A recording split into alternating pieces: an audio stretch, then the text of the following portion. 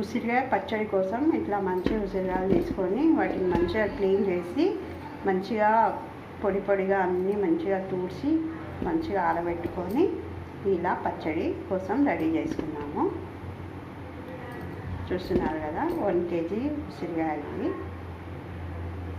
Fry చేయడానికి పల్లి నూనె వేసుకున్నాము. ఈ పల్లి నూనె కాస్త వేడైనాక ఈ ఉసిరికాయలు ఇందులో వేసి వేపుకోవాలి. ఇట్లా అన్నీ నూనెలో వేసేసుకోవాలి.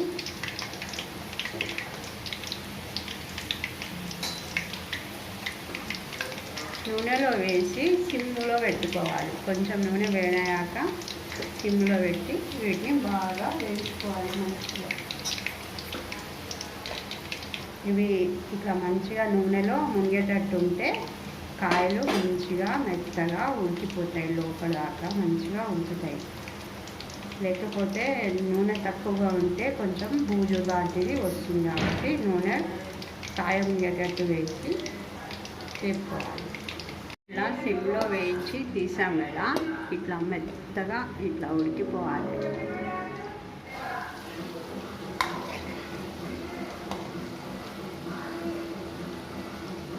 ఇప్పుడు ఇవి అయినాయి, తీసేసుకోవాలి. ఉసిరికాయలన్నీ ఇలా గోల్డెన్ బ్రౌన్ కలర్ మెత్తగా వేయించుకున్నాం కదా. ఇప్పుడు చూస్తున్నారు కదా, మెత్తగా అన్నీ వేయించుకున్నాము. వీటిలో అన్నీ పొల్లేసి ఇప్పుడు కలుపుకోవాలి, చూపిస్తాము. ఇలా కొంచెం పోపు కూడా రెడీ చేసుకున్నాము. జీలకర్ర వేసి ఇది 1 సంవత్సరం పాటు నిల్వ ఉంటుంది, చాలా బాగుంటుంది.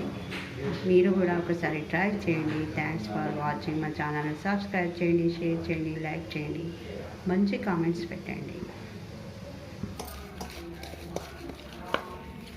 కారము, ఉప్పు, పసుపు, ఆవాలు, కొంచెం జీలకర్ర పొడి, కొంచెం మెంతుల పొడి వేసి ఇట్లా మనం నూనె బగారా వేసుకుంటాం కదా, జీలకర్ర ఆవాలు వేసి అవన్నీ వేసి ఇట్లా అలాగా కలుపుకోవాలి.